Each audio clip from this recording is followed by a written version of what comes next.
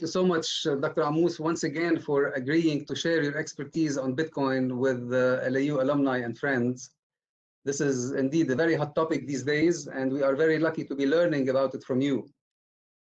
We had a record number of registrants for this webinar, and we believe that it is not only thanks to the topic, but more to the presenter. So I will not take much more time from this hour, and will leave the floor to my dear colleague, Sharbil Azar, Director of Continuing Education at LAU, to introduce you. Thank you again, Dr. Ammous, and we look forward to enjoying this hour with you. Sharbil, the floor is yours. Thank you. Thank you, Abdullah. Good evening, everyone. Good evening, Dr. Ammous. He is the author of The Bitcoin Standard. It's the first and the most popular book on the economics of Bitcoin. It's a book that has been translated into 25 languages. Anyone with an interest in Bitcoin would have come across that book. He holds an MSc in Development Management from London School of Economics and a PhD in Sustainable Development from Columbia University. Dr. Ammous is a leading international researcher and educator in the field of Bitcoin, and he has advised numerous corporations, investors, and individuals on their Bitcoin strategy.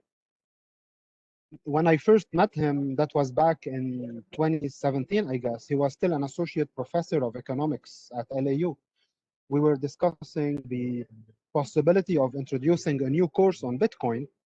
And back then, at least for me, things were very chaotic and unclear around Bitcoin and blockchain and what comes first, the chicken or the egg. Today, 4 years later, things are still unclear about Bitcoin, again, at least for me. This is why, with no further ado, please join me in welcoming the international reference who will really shed some light on the topic. Dr. Ammous, the floor is all yours. To note that Dr. Ammous will be giving a presentation and he will be taking your questions toward the end in like 25 or 30 minutes. So please use the Q&A window for that. Thank you very much, Dr. Ammous, all yours. Thank you very much, Sharbil, and thank you very much. Hello? تفضل, go ahead. بس كان بدي له لشربل that you shared the presentation with him by email. I shared it with you. I shared it with him because he is hosting. So okay. Sharbil, okay, Sharbil, if you could please display the presentation that I shared with you, although I'll have to share it. If you can just send me your email by chat so that I can include it. I sent it to him. But I don't think you can share it, the document with him. I have to share it. Oh, okay. First of all, thank you very much for hosting me, and thank you everybody for joining today. It's a real pleasure to be talking to my old friends and colleagues in LAU. I spent almost 10 years in LAU, 9.5 years in LAU, so I have a lot of very fond memories of the place. I miss it a lot. I can't wait to go back and visit, and I think hopefully I'm going to be there to visit hopefully I'm planning to be there around the beginning of the next school year, and I hope to get to see you all. Dr. Sharbil, did you Access denied, Dr. Ammous. Access I'm denied. sorry? It gave me a warning. His email address. I sent you his email address. Okay, I'm granting it to you right now. Did you try sharing, Dr. Ammous, and it didn't work? هلا. No, I didn't. I couldn't find your email earlier. بس هلا I shared it. Did you get it?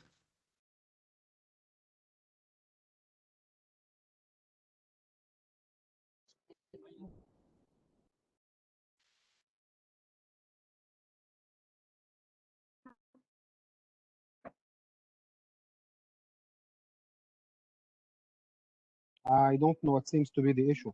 Let's work on you sharing it. Did you try to share from WebEx? It won't work. I have to restart it to start it, but I think it will be much simpler if you are able to share it. I'm now the presenter. It's giving me a warning message again. There was a problem displaying the image.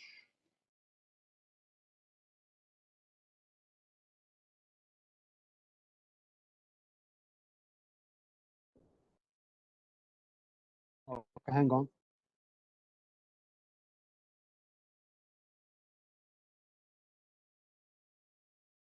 You should be able to access it now with just the link.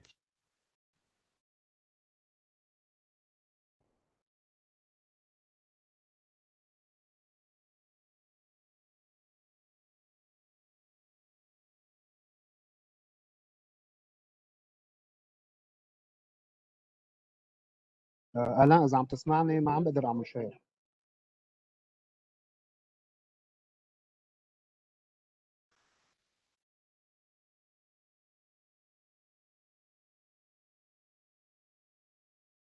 Can you try this link that I'm sending you now? There you go. Okay, here we are.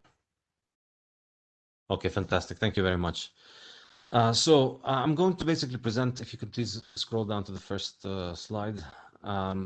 Basic idea of what is Bitcoin, why is Bitcoin unique, what is Bitcoin good for, and how to use Bitcoin. The very basic concepts, and then in the Q&A we can get into more detail about anything you would like to discuss.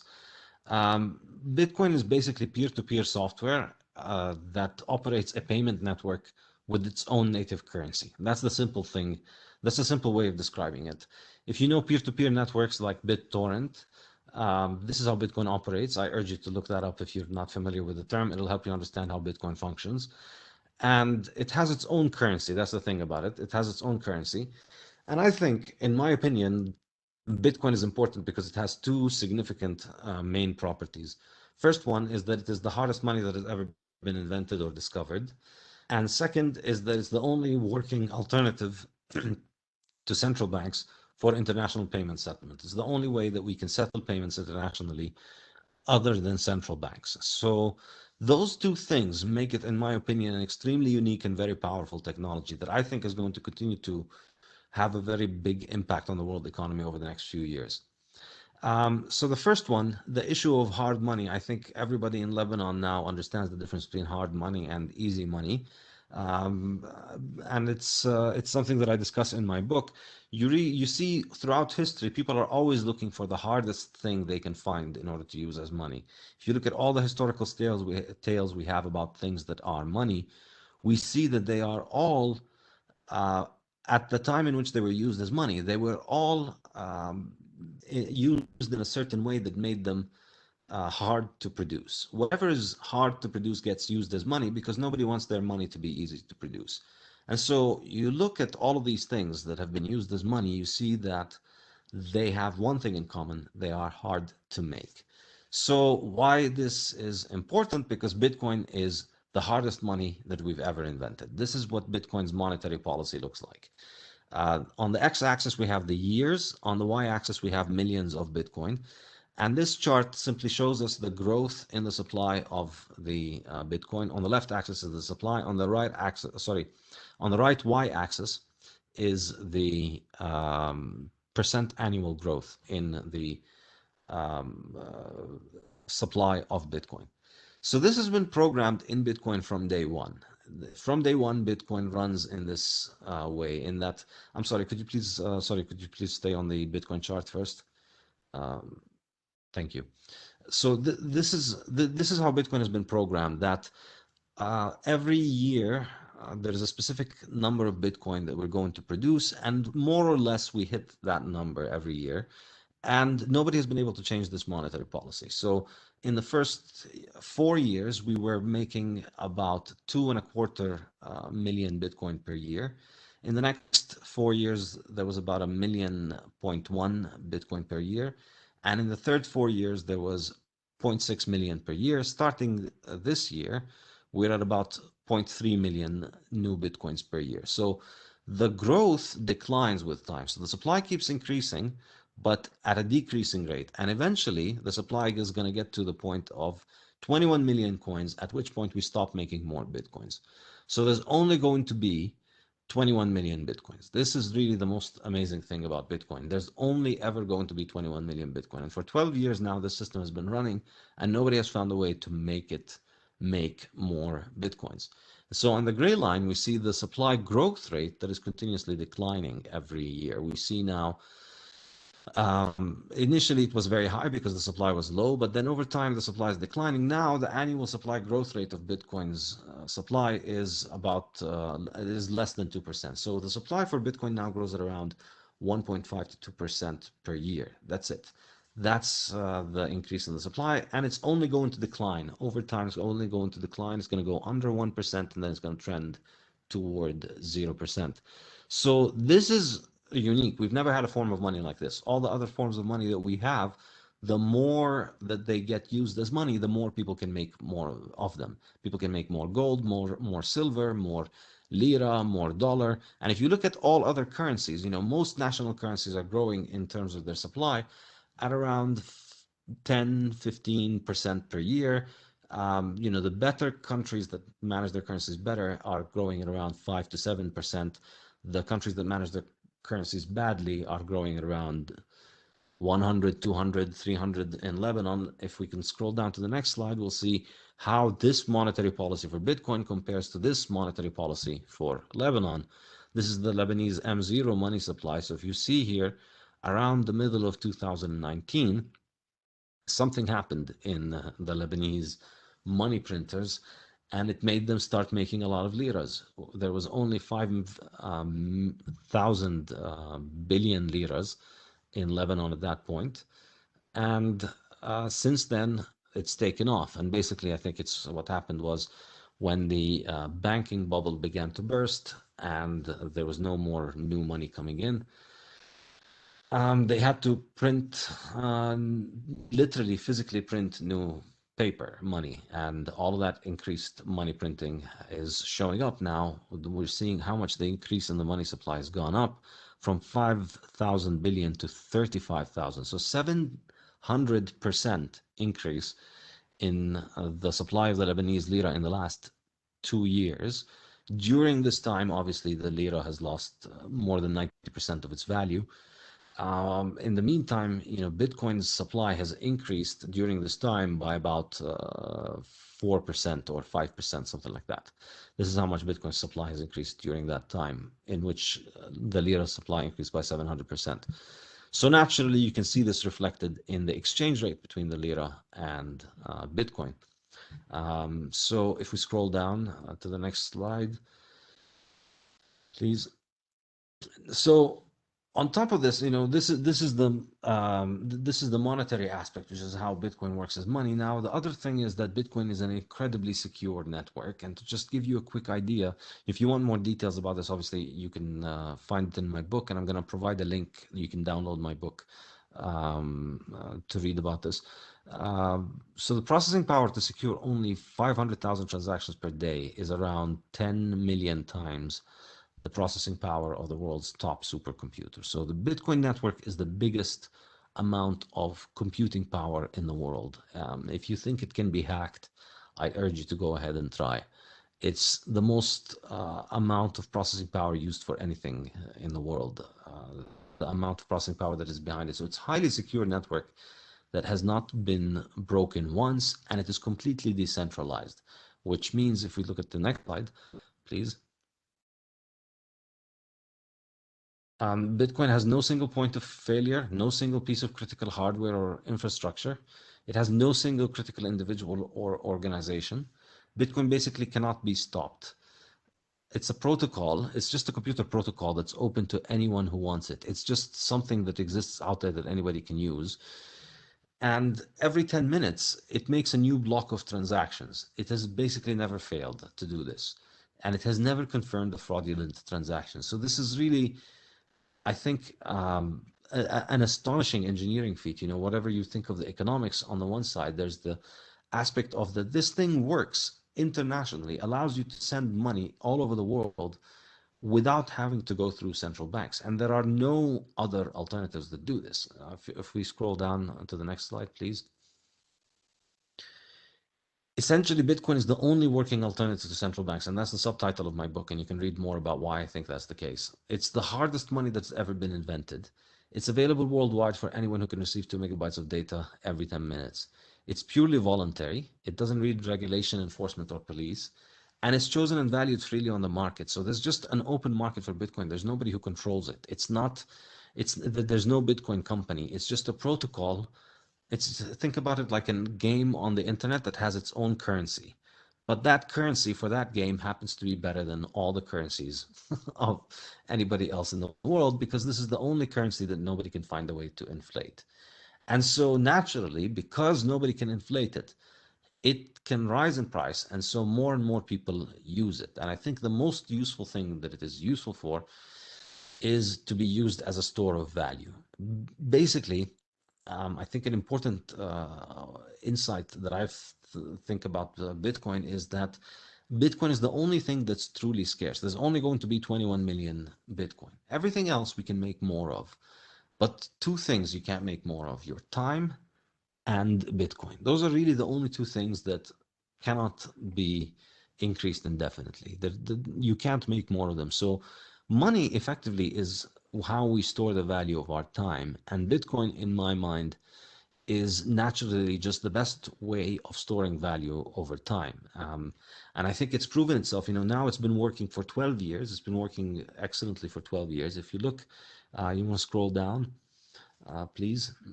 If you look, this is a website called DCA BTC, and it shows you what you could have achieved if you'd invested in Bitcoin with what is called the dollar cost averaging strategy, which is you buy periodically. So you buy every specific period a specific amount. So this is the dollar cost averaging is in this situation, what would you have done if you had bought $10 of Bitcoin every week for the past 5 years?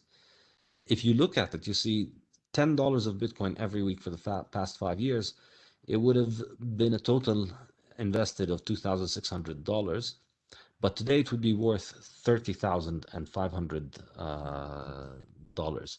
So the price of Bitcoin just continues to increase over time. The average rate of increase in the 10 years in which Bitcoin has traded is 200% per year. This is the average. So, stocks do something like 7%, 10%, 15%, something like that. Bitcoin has been doing an average of 200% per year. And in my mind, I think that's just a natural consequence of the fact that its supply is fixed and nobody can make more of it. So this is in my mind just the best technology that has ever been invented for saving. I think this is the way to think of Bitcoin. We've had a lot of technologies that people have used for saving, like gold, like bank accounts, like government bonds.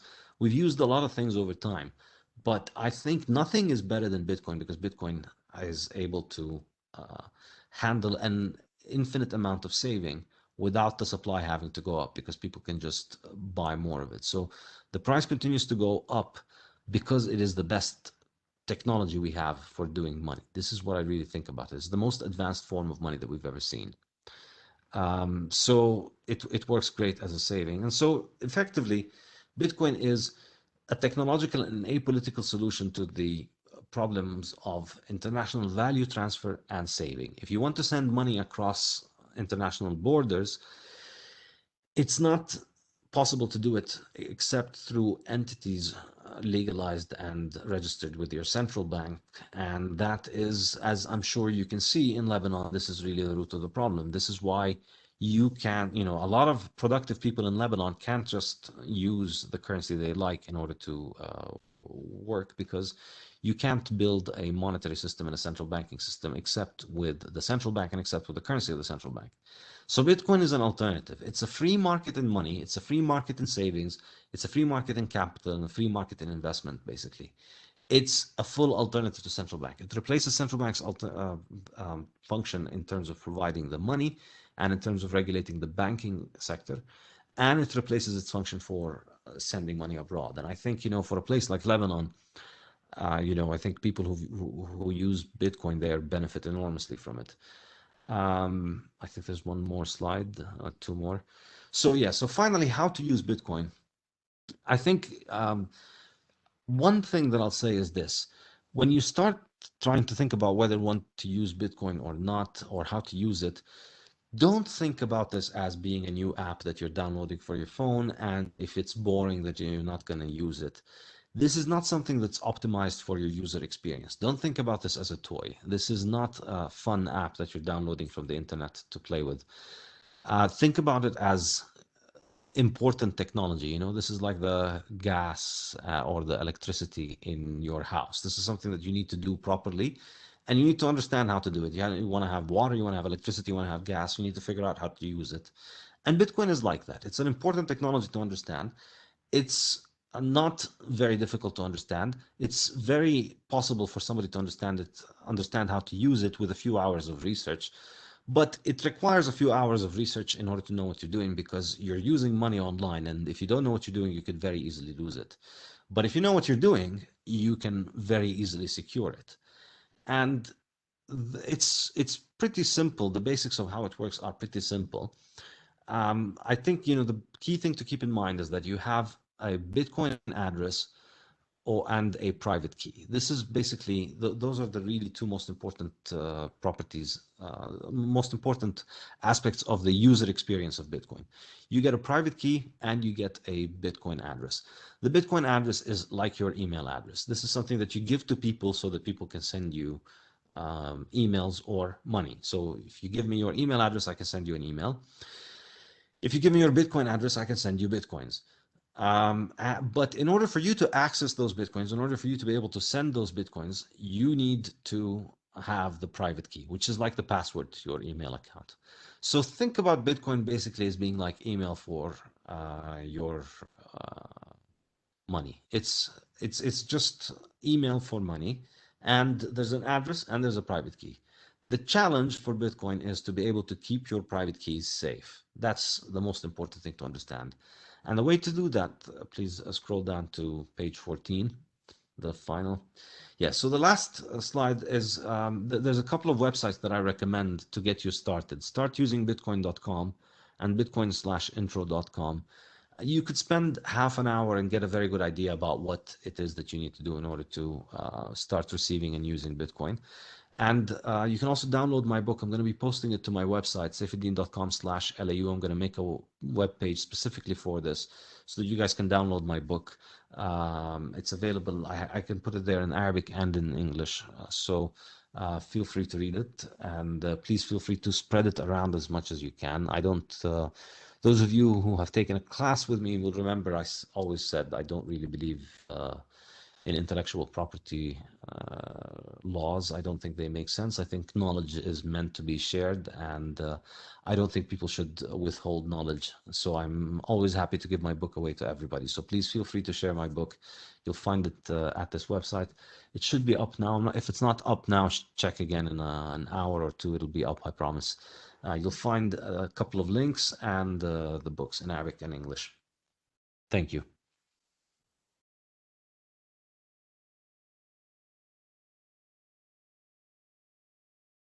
Thank you very much, Dr. Ammous. First of all, thank you for sharing the book. That's very generous, and I'm sure people like me at least will definitely check the book. We have many questions in the chat box and the Q&A box, but first of all, I want to ask, you mentioned the extreme power of Bitcoin. Can we really do it in Lebanon with all the poor infrastructure that we have? You don't need to do it. You don't need to do mining for Lebanon in order to be able to use Bitcoin. This is very important. Yani, think about it this way. When the world ran on the gold standard, Switzerland had the most important gold banks in the world, but they had no gold mining. They don't mine gold. So you can use it on regular computers. You can own it on your phone. You can buy a Bitcoin hardware wallet, which is just a small amount, a small piece of hardware that is specialized in Bitcoin, and that will be able to allow you to run it. So it doesn't require electricity. I mean, it requires very little electricity for you to be able to use Bitcoin. Mining is different. The mining part of it is different. That's a business on its own, which I don't think people in Lebanon should be getting into because of the electricity cost.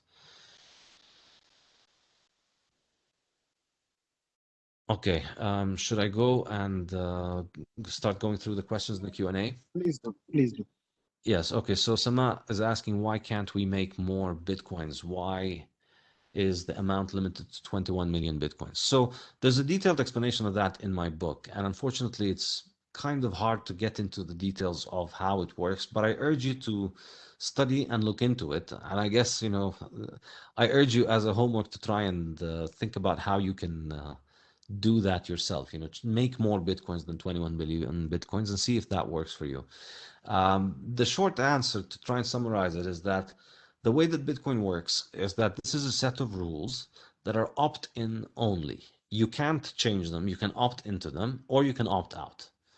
And so if we had a change in the rules of Bitcoin, you can think about it as if it's like it breaks. Bitcoin breaks if we change anything with it. Bitcoin either works the way it does and nobody gets to change it, and people opt into it or opt out, or it doesn't work. So the only way that Bitcoin works is if it continues by these consensus parameters, and it's effectively why it continues and why I think it's been 12 years now and nobody has been able to change anything about this. Now I have another question from Wael. What do you think about the fact that governments can and are stepping on Bitcoin, so the most of this currency being centralized is its biggest risk? Who would want to save money in a very volatile currency? What is your outlook on volatility? Okay, well, who would want to save money in a volatile currency, I think, is a question that is about a matter of time preference, matter of time horizon. So if you are thinking about saving your money for a week or month or 3 months, then Bitcoin is not for you. Bitcoin is too volatile. And in the next 3 months, it could drop 50%, could go up 300%, it could drop 80%, who knows? There are always these big crashes and big rises in Bitcoin, but it's not random. In the long run, over a 3-year horizon, if you go over 3 years, the price has never gone down for over a period of 3 years. There's never been anybody who bought Bitcoin, waited 3 years, and then saw the price 3 years later being lower than the price when they bought in. So the price is not random. It does go up. It goes up about 200% per year because the supply is limited. So you can think about it this way. The volatility is the price you pay. If the price could go up 200% with no volatility, then everybody would buy. But that's just not possible. So you're getting 200% returns for tolerating a little bit of volatility. Now, this might not appeal to everybody, but I think the problem that most people have is that they compare this to an ideal in their mind. They think, well, it would be better if this currency was appreciating 200% per year, but it was constant. It wasn't going up and down. It was just going up on a straight line. Which, I think I agree with. Yeah, it would be nicer if we had that, but we don't. The alternative is a lira that is depreciating 90% in 2 years, and the alternative is a dollar that is depreciating around 10% per year. So this is really where the value is. In terms of government, I think this week is very interesting because this is one of the most important weeks maybe in Bitcoin's history, because we saw there was a lot for a lot of time people were saying, governments can destroy Bitcoin, governments can ban Bitcoin, governments can ruin it. And one of the big problems was that a lot of the mining is in China. And just 2 weeks ago, China announced they are going to ban all Bitcoin mining. So they stopped all Bitcoin mining.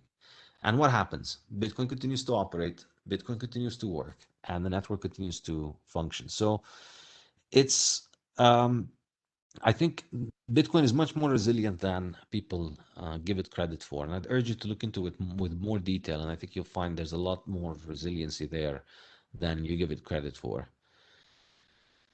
Is there a way to ask a company to pay its employees in Bitcoin if the country doesn't consider it a legal tender? Yes. I mean, if the company accepts, then they'll do it. Ultimately, it's very hard it's impossible to stop anybody from using Bitcoin, basically, if they want to use it. Now, whether they want to use it or not is something that's down to them.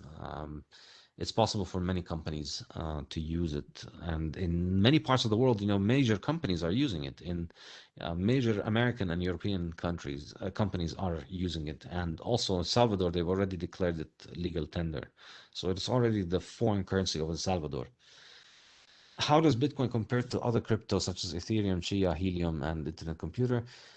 My honest opinion of this question, after having been in this space for quite a while, is that Bitcoin is the only one that matters. All the rest of them are high school projects, if we're being charitable. But more likely they're basically scams. So I strongly urge everybody to get rid of, to stay away from all other coins and focus on Bitcoin. Bitcoin is enough of, is enough of,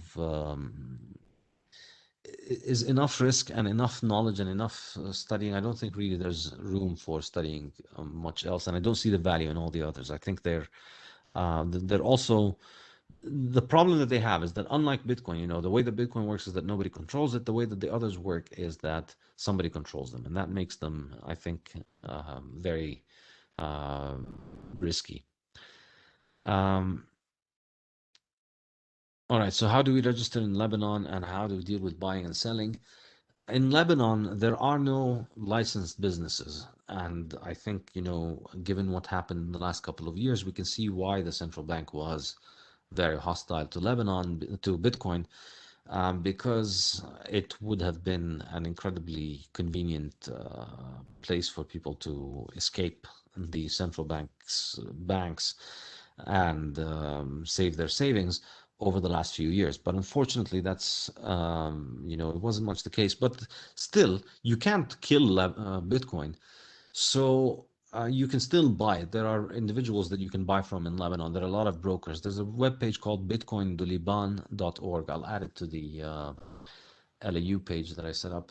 So bitcoinduliban.org. If you look at that page, there's a big growing community of Bitcoiners in Lebanon, and you can buy directly from many of them. They have a chat, and there's a reputation system, so you can interact with them, buy and sell, and you know, you can meet and pay in cash directly.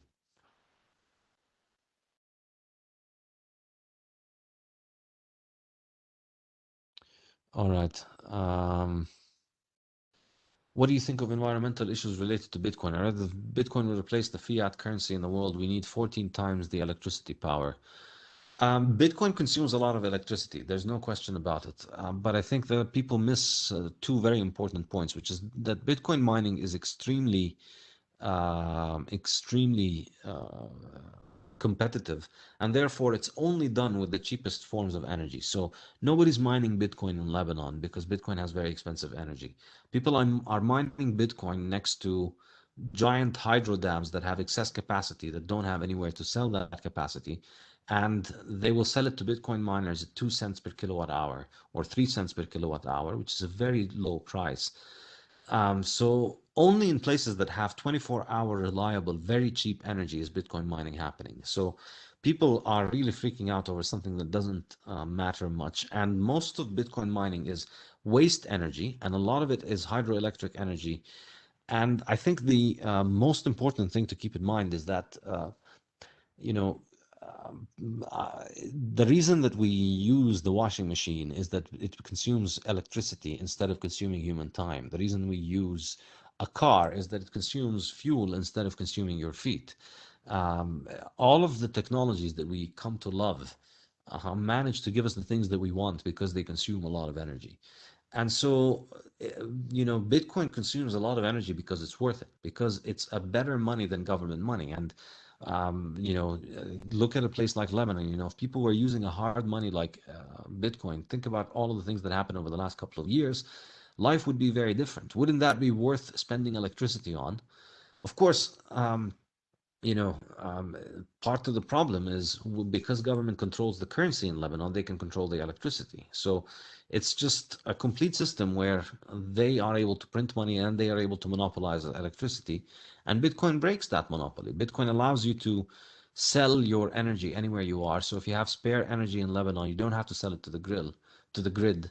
You can sell it to the Bitcoin network in anywhere, because Bitcoin network, the unique thing about it is that it buys energy from isolated locations. It's the only use of energy that is not location dependent. We don't have to sell Bitcoin to a grid. We don't have to connect to a grid in order to mine Bitcoin. In order to mine Bitcoin, you just need to be connected to energy anywhere, and then you can sell the Bitcoins over the internet. So you can turn energy anywhere in the world into money using Bitcoin, basically. It's that's what makes it unique. Hussein is asking, since 21 million is a hard limit, does that mean miners will be useless when we get to that limit? No, because miners still make transaction fees, and transaction fees are increasing as the new coin production is decreasing. Makram is asking, Bitcoin is a decentralized system, and as we know, all Feds and governments are centralized. What is the possibility of the Fed to create a centralized cryptocurrency with the same characteristics of Bitcoin? And if that happens, do we fall under a totalitarian system? Basically, yes, except I disagree with you on the fact that it would have the same characteristics of Bitcoin. It would have none of the main and important characteristics of Bitcoin. It would be very superficially similar to Bitcoin in that it's digital, but let's face it, most government money today is digital. Most dollars are not paper dollars. Most dollars exist on banks' computers. They're zeros and ones. They're digital as well. So Bitcoin is very different from central bank digital currencies. But if central banks, yeah, I think they are working, it seems, very seriously on introducing central bank digital currencies. And I think, I've discussed them in my podcast. I have a podcast called the Bitcoin Standard Podcast. Check it out. There's a couple of episodes where we talk about central bank digital currencies. I have discussed them in detail. I think the likelihood is that when you have these currencies, you're just going to have one central bank for everybody, and you will be dealing directly with your central bank. And that's very similar to the Soviet system. Whereas with Bitcoin, you don't have a central bank to deal with at all. There's no central bank. The rules of Bitcoin are mathematics, and Bitcoin just serves whoever uses it without the ability of being political in any way. So it's a completely different alternative. And I think what's going to happen is that we're going to head to a world made up of two economies, basically. There's the government-run, completely totalitarian system where you have a government bank account and they control how much money you have and they control how much value your money has. And they tell you how much you can spend and what you can spend your money on. And then you have Bitcoin as the only free system, and their money is constantly losing value, whereas Bitcoin's money is constantly increasing in value. So I think, yeah, I have a lot of thoughts on this. So if you're interested in this question, check out my podcast, the Bitcoin Standard Podcast, and Google there. There's a couple of episodes on central bank digital currencies. Search for them, you'll find them. Khalid Rihani is saying, what is your current personal strategy in purchasing Bitcoin? And do you currently use hardware wallet or multi-sig digital wallet? The personal strategy of using Bitcoin is really something that's very individual. It depends on your own security situation, how you feel about securing it. So what I urge you to do is read about all the different options, consider what they require in terms of security. Some of them require you to secure one place only, and others will require you, for instance, you can have a multi-sig arrangement where you need to have 2 different wallets out of 3 in different places. I'm a very strong believer that there's no one size fits all. And there's no such thing as me telling people use this or use that. There are many different solutions, and it depends on you and what you want and what your needs are. Now, in terms of purchasing Bitcoin, what I recommend is buying periodically. What I really recommend, I think the most valuable thing that I've learned over the years is that it's much better to just buy regularly than to try to time the market and to trade the market. If you trade, you can lose a lot of Bitcoin. It's a very volatile market, and I strongly recommend against trading the price short term and against buying things over buying Bitcoin that you want to sell over the next few years. Just buy Bitcoin for the long term. Whatever amount of money you can afford to wait on for 2 or 3 years, don't keep it in the lira, obviously, because it's not going to be there in 2, 3 years. If today it's 16,000 and in a few years it's likely going to be 100 or much more. If you want to keep it, the part of your money that you would like to keep, I strongly urge you to, particularly the part of the money that you would like to keep for the long term, 3 years and above, buy Bitcoin with it. And buy Bitcoin with your income periodically and just keep accumulating it. That's what I say. What drives the value of Bitcoin up or down? Are the drivers related to price similar to those in the stock market? yeah, the value of Bitcoin is, we can express it, we can think about it in terms of the price. And it's just supply and demand. There's no central authority that can decide what the price of Bitcoin is. People are buying and selling Bitcoin, and you're free to accept Bitcoin at any price you want, and you're free to sell it at any price you want. But there's an emergent price from all the people that are trading all over the world. What do you think will happen with the amount of dollars pumped into the US economy? I think what's going to happen with the US dollar is what is happening with all fiat currencies over the last 50 years. If you look over the last 50 years, the average fiat currency has increased in value, increased in supply by something like 10 to 15% per year. And this is the average. So it can go up some years, it can go down some years. Some years they even have collapses in the money supply and it can be negative. But the average over all of those years has been about 10 to 15% per year for the whole world. And it's been 50 years, you know, this has been since 1971, since they went off the gold standard. So we've had 50 years of constant money supply debasement. This is what's been happening all over the world with all currencies. They're constantly losing value over time, constantly, all of them. And so, you know, the pace of change in the loss of value might differ. You know, it might be faster this year than next year. It might be faster later. Who knows? I don't make short-term predictions, and who knows what's going to happen. You know, we could get inflation, we could get deflation, but in the long term, you know, beyond 3, 4 years from now, in real terms, there's just no way that I can see that dollars will have more purchasing power. You know, the house that you want to buy now is going to be worth more dollars in 5 years' time. You know, if you want to wait 5 years to buy it, it's going to be more dollars to buy it. So there's no way that paper money is not going to lose value over time.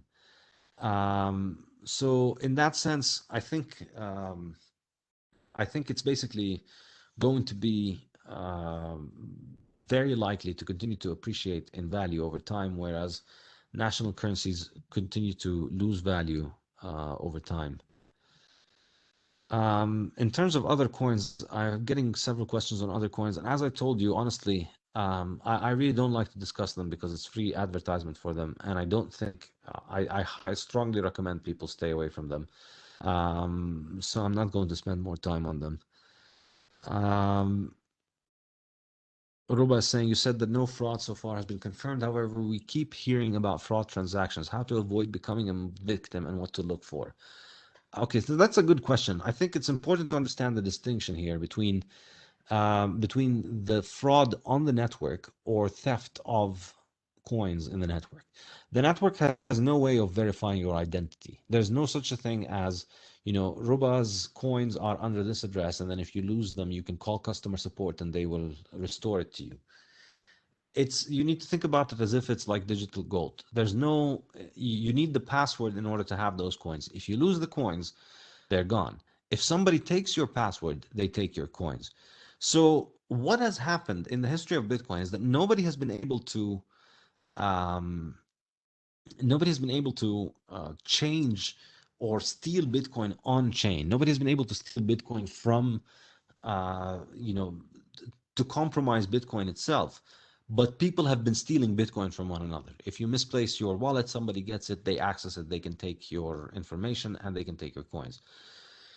So the important thing that you need to do to avoid becoming a victim is to always maintain safe custody of your own private keys. This is it. The private keys are the most important thing. The private keys of your coins, you need to keep them in a place that is safe, that only you can access. That's it. And if you can't do that, then you can you might end up getting scammed. Somebody might scam you and take them away from you. Someone is saying, what is your opinion on Binance? To be honest, I don't use them myself. But I think, you know, if you can get, if it helps you get Bitcoin, then go ahead. You know, Bitcoin is going to find a way. It doesn't matter if the central bank bans it or allows it. People will use it. It will find a way. It's just, it's powerful economic incentives and people will use it. And if Binance works for you, it works. I think, I mean, I don't know them well enough as a company, I work with OKCoin. I can recommend OKCoin, but I'm not going to recommend against Binance. I don't know anything bad to tell you against them. Um, Ali is asking if I use my Bitcoin for trading or for purchases, or maybe there's another use. No, I think what I'll tell people is think of your Bitcoins as a saving account. And what do you do with a saving account? You just save the money there. The money just sits there. That's the use. You don't have to do things with it. And we think of it this way today because nobody has a good saving account, because for most of the world, interest rates are very low. And in places where interest rates are high, as we saw in Lebanon, we saw how that works out. It leads to a complete collapse of the banking system eventually. So nobody can get high interest rates because the dollar has very low interest rates, even the dollar itself. So interest rates are very low. Nobody can save. But Bitcoin is savings. You just hold it and you save value for the future. Do you think Bitcoin will hit its all-time high this year? Which value you expect it to reach? I really don't know in terms of the short term. I don't make very confident predictions about the short term. My guess is from now until the end of the year, Bitcoin is likely going to be between, I would say, between 30 and $150,000. But that's just a guess, and I could be wrong, and I have been wrong before. But what I'd urge anybody to do is not to pay attention to the price. Just keep buying over time, whatever the price is, and accumulate it for the long term, and only sell from it when you have really important major expenses or when you need it for emergencies. So don't think of it as a tool that we're going to gamble with or trade. Just keep accumulating it over time.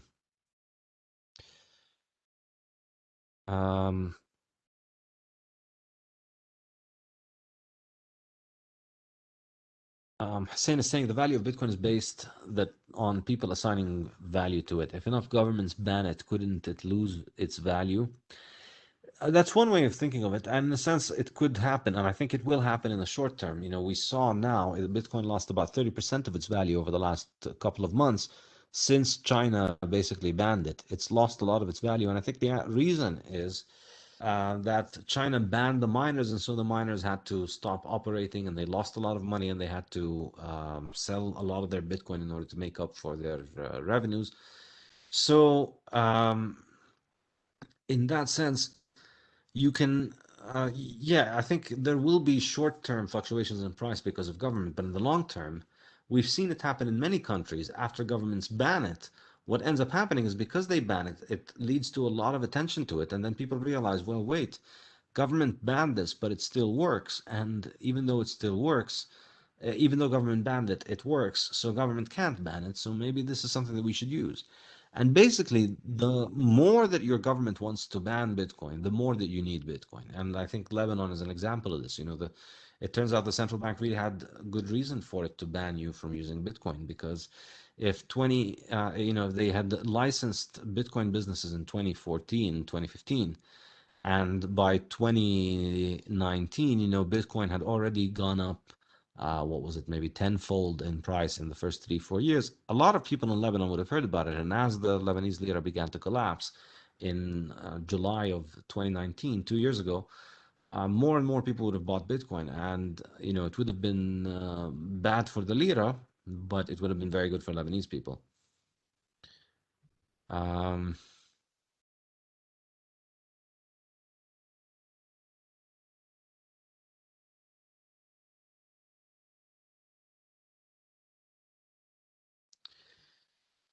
Eli is saying Bitcoin is dependent on the internet. Internet is in a way controlled by master servers in the world. Could this have any possible effect on Bitcoin in that sense? Bitcoin is actually not dependent on the internet. We don't even need the internet for Bitcoin. In fact, we don't even need computers for Bitcoin. Bitcoin is just math. Bitcoin is just a bunch of equations that are taking place.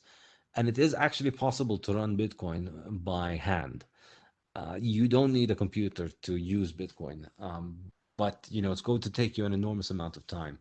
If interested, there's a video on YouTube hashing Bitcoin by hand, and you can communicate with Bitcoin on Bitcoin. You can communicate with radio without the need for the internet. So Bitcoin is, the internet will go down, but Bitcoin will continue to operate. So Bitcoin doesn't need the internet. And Bitcoin's operation on the internet can be encrypted, and so it's not very easy to just isolate Bitcoin and kill it off. If you want to kill Bitcoin, you'd have to kill the entire internet, which means destroying a lot of the world's essential and crucial infrastructure and causing a lot of deaths, but you still wouldn't kill Bitcoin. Muhammad Shamma is saying, are we late to start investing in Bitcoin? I think absolutely not. The way that I see it, really, the investment case for Bitcoin, and there's a good article if you want to read about it. It's called The Bullish Case for Bitcoin, and I should remember to add it to that page that I was mentioning. The Bullish Case for Bitcoin explains what Bitcoin's potential is, and I think we're still very, very early. And I see that there's an enormous amount of potential for Bitcoin in the future. The way to think about it is this way. There's about $300 trillion worth of assets that people use as savings all over the world. Bitcoin currently is about $700 billion. So it's a little bit more than 0.2% of the whole saving market in the entire world. And Bitcoin's competitors are national currencies. There's about 90 trillion of national currencies. There's about 200 trillion of government bonds.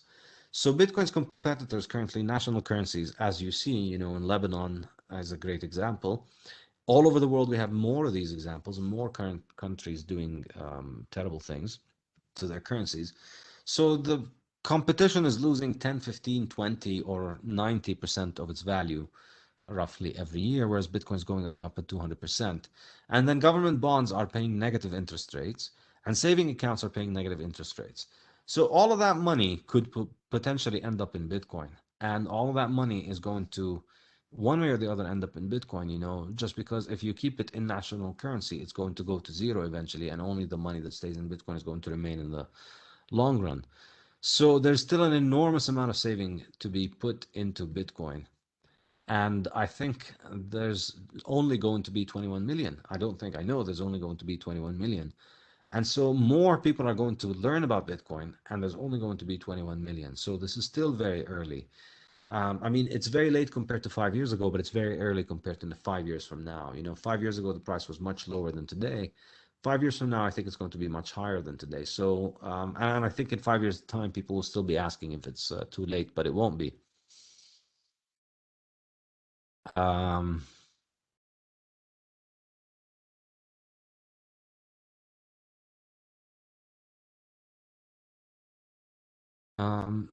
Since there's no customer support to regain lost Bitcoin, I don't think eventually all Bitcoin can be lost. Whoops. I'm thinking around 100 years down the line, if I died and my children can't have behind my private keys, then it's all lost forever. Yep, that's another very important thing. You have to manage your keys safely, but also manage them safely and keep them accessible for the people behind you. I think over time, we're only going to continue to lose more Bitcoin, which just means that the remaining Bitcoin become more and more valuable. So, yeah, I think it's just very important for you to keep your Bitcoin safe.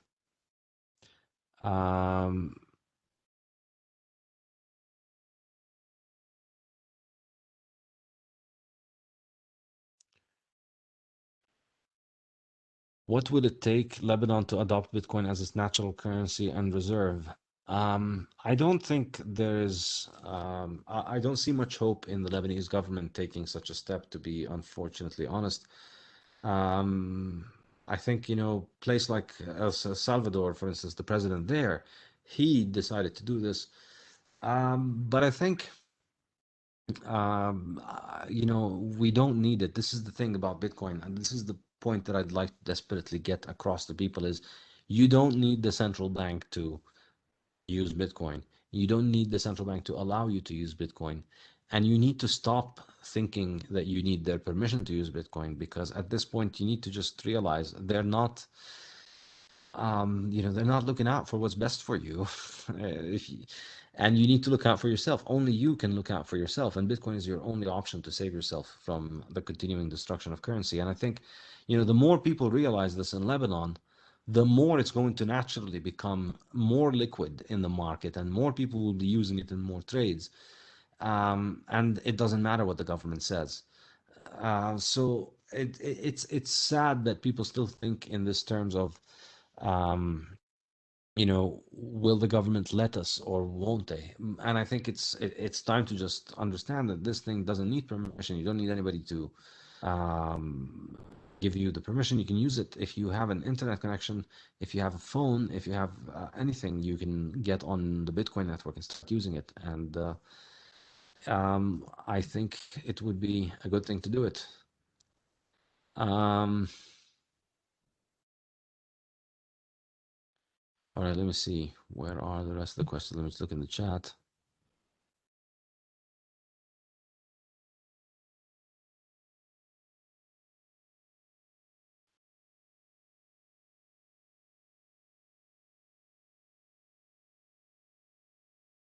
Amal is asking about the reasons for the big fluctuations of Bitcoin. The reason that the price fluctuates a lot in Bitcoin is simply that the supply is fixed, but the demand is not. The demand is constantly changing up and down, and people are buying and selling. And at this point, Bitcoin is small enough that one rich person buying or selling can make a difference. If you have $100 million and you go and you buy Bitcoin, $100 million of Bitcoin right now, I promise you the price is going to shoot up. But with time, as Bitcoin grows, it becomes less volatile to these individual transactions. And as the volume grows a lot, and then individual transactions are smaller, then the volume it becomes stable. Think about it as like a big ship in the sea. The big ship in the sea can be entirely stable because it's very big, whereas a small boat in the sea will be very rickety. So as Bitcoin grows, its stability increases. So this is really, I think, why it is volatile now. But as I said, if the volatility issue will only bother you if you're doing Bitcoin in the short term, which I don't recommend.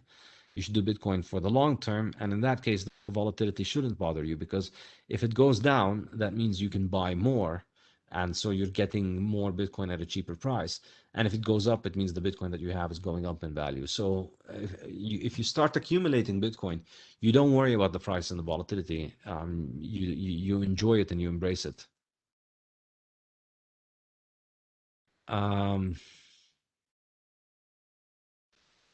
Jad Bashir is asking, where can we find the Fiat standard in Lebanon? Well, the Fiat standard is not really done. It's my next book. I'm working on it. You can join my website. If you want, just join my website. Go to saifedean.com, and there's if you want to join the membership, you can use the discount code TEST100 off, and you can get a free membership. So go to my website, and you'll be able to access the whole draft of the Fiat standard there. So yeah, I recommend looking into that if you want to read it. And the Bitcoin standard, as I said, I put it on the page.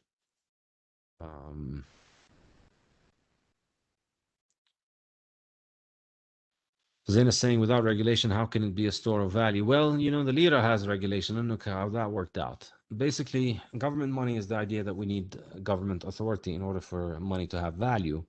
And that idea continues to be failing and exposed all over the world. Bitcoin is a is a radically different way of doing this, in which we are just we don't need anybody's authority. We are just doing the verification ourselves using math and cryptography.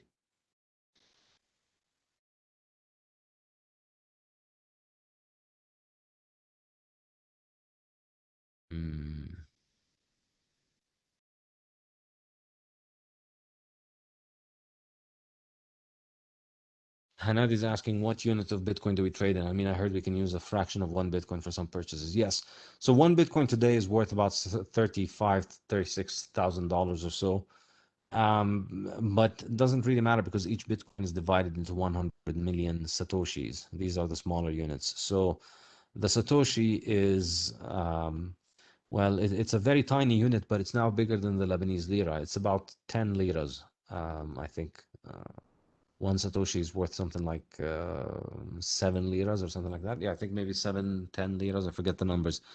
So 100 million Satoshis will make one Bitcoin. That's the smaller unit that you can use. What about halal and haram about Bitcoin? Do you have any data on the matter? I think, I'm not a sheikh, but I think the key concept in Islamic finance is the idea that money itself shouldn't make money.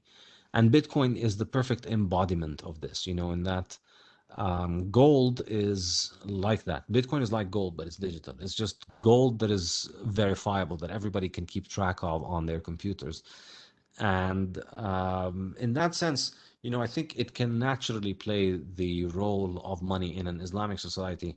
And in Islam, there's no strict adherence to gold itself as money. At times they've used gold, they've used silver, they've used wheat, they've used different commodities and crops as money at different